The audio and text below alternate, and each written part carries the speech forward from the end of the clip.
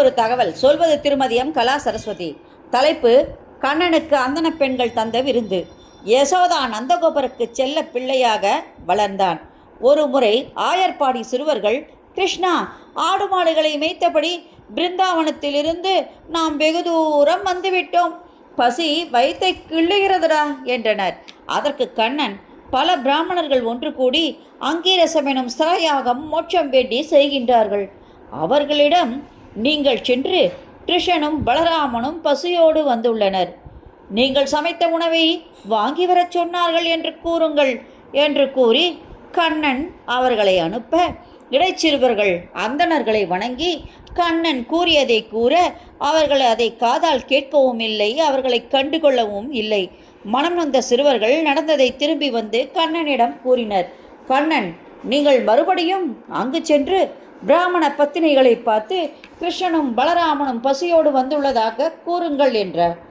அவர்கள் யாக குண்டம் அணுகி அந்தன பெண்களிடம் கண்ணன் கூறியதை சொன்னவுடன், என்ன, கிருஷ்ணன் எங்கே வந்திருக்கானா? அனைவரும் உள்ளே ஓடினர். அடுத்த நிமிடம் சமைத்த உணவுகளை ஆளுக்கு ஒரு சம்பளம் கொடுத்து தூக்கி வரச் சொல்லி இடைச்சிறுவர்களோடு கண்ணன் இருக்கும் இடம் அடைந்தனர். கண்ணா, உனக்கு பசியா? இந்தா சாப்பிடு என அனைவரும் ஆளுக்கு ஒரு பட்சணத்தை கண்ணனுக்கு ஊட்டிவிட்டனர்.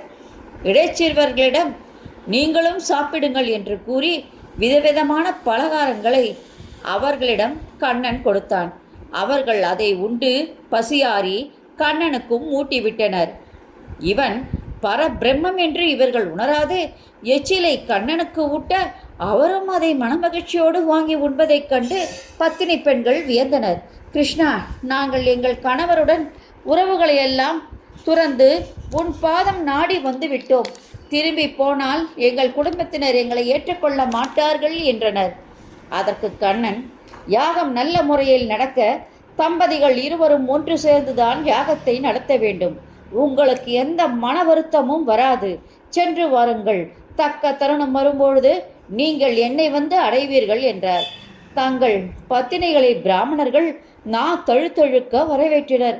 வேதமும் சாத்திரமும் படித்த நாங்கள் கிருஷ்ணனை நினைத்து மோட்சத்தை அடையாமல் மோட்சத்தை அடைந்தால் பகவானை எளிதில் அடையலாம் என நினைத்து முட்டாள்தனமாக பரம்பொருளை நிராகரித்து விட்டோம் என வருந்தினர்.